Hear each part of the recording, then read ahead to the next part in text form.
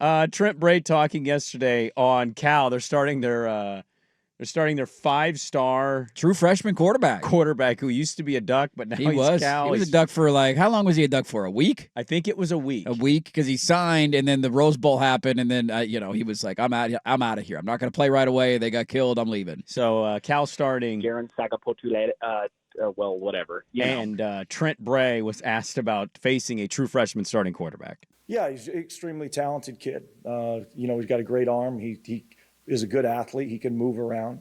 So you can pose problems that way, his ability to escape and throw on the run.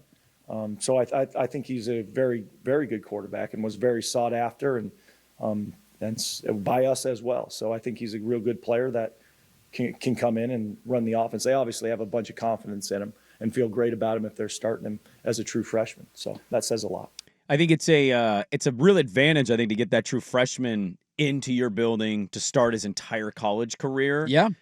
There's also the other side of this. I've seen many a quarterback that nobody's known come into Reser Stadium and wreck defenses. Now, Bray's coaching the defense now, so we'll see what the differences are.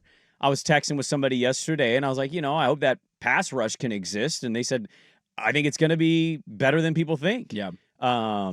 It's a lot of wait and see, but there is that other side of you that's like, maybe that true freshman comes in giving 0 Fs. Cal is a little more talented than we give him credit.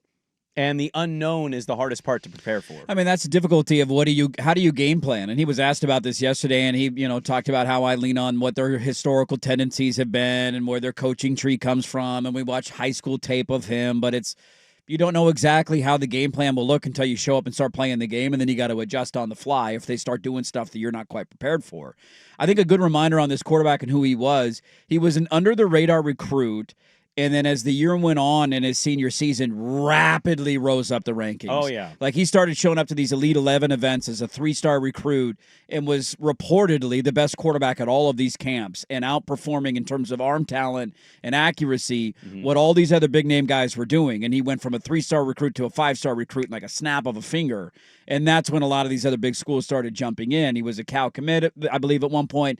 Decommitted, committed to Oregon, ended up going back to Cal. And so he's a guy that has a lot of talent. He's a guy that a lot of schools were drooling over having a chance to get. Yep. And to your point, you got two sides of the coin, right? Does this go on the side of he's going to be a freshman and he's overwhelmed and it's a loud environment and Oregon State should be better defensively this year? They rattle his cage. He throws a couple of picks like most true freshmen should do. Or does he come in with the energy of, I'm going to run around and make plays. I'm an underrated athlete. You don't quite game plan for that.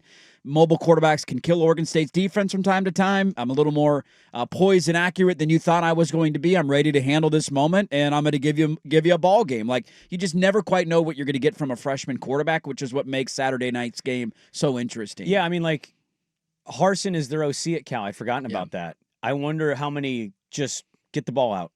I would imagine that would be the game plan. Don't put him in situations. Yeah, keep it as simple as you possibly can. Easy reads, get him into the rhythm of the game, and then as the game goes on, maybe he can extend plays and use his legs and all that. Well, and I know they lost Ott, but yeah, that offensive line's going to be really good, and they get a push, and it's like we don't need this kid to throw for more than like $160 to win this football game. Yeah, and our defense can hold Oregon State's offense down. Maybe if we score 24, that's enough to win. It's an interesting opener.